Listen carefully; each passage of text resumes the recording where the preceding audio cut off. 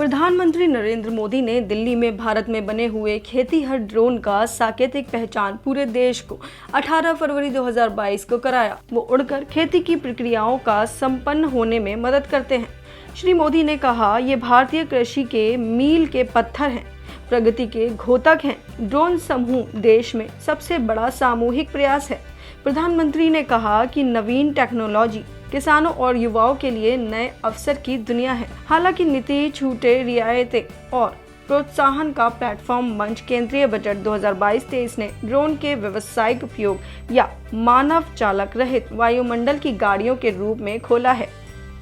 21वीं सदी की आधुनिक खेती की सुविधाओं के क्षेत्र में से एक नया अध्याय है। मुझे विश्वास है कि ये ड्रोन सेक्टर के लिए प्रगति का घोतक होगा, साथ ही असीमित संभावनाओं आकाश में खोलेगा, ऐसा मोदी जी ने कहा। केंद्र सरकार कृषि क्षेत्र में निजी निवेश को बढ़ा रही है। कृषि क्षेत्र का अनुदान ग्रॉस डोमेस्टिक प्रोडक्ट (GDP) का 21% है, लेकिन किसान कई राज्यों में अपने उत्पाद के न्यूनतम मूल्यों पर कानूनी गारंटी की मांग कर रहे हैं। लगभग सभी भारतीय कृषि आधारित आय पर निर्भर करते हैं, लेकिन भारत कृषकों में अधिकांश छोटे उत्पादक हैं। उनकी आय भी नीची होती है। विशेषज्ञ कहते हैं कि ड्रोन से खेती में कुशलता आएगी, लेकिन लागत ऊंची होगी।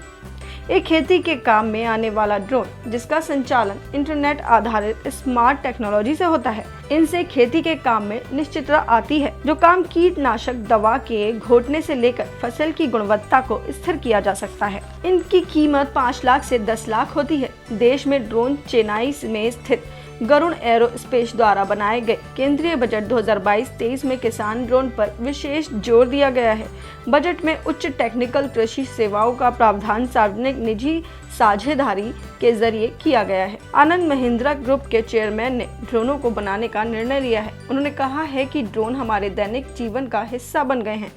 कृषि क्षेत्र में वो ज्यादा लाभदायक रहेंगे। ड्रोन को किराए पर देने वाले केंद्र को वित्त का पोषा कृषि सेवाओं में उपयोग के लिए मिलेगा। आरण्यक निखरकर एग्रो कृषि टेक्नोलॉजी फर्म के विश्लेषण ने कहा है कि ये ड्रोन के विस्तृत उपयोग से संभव हो सकता है।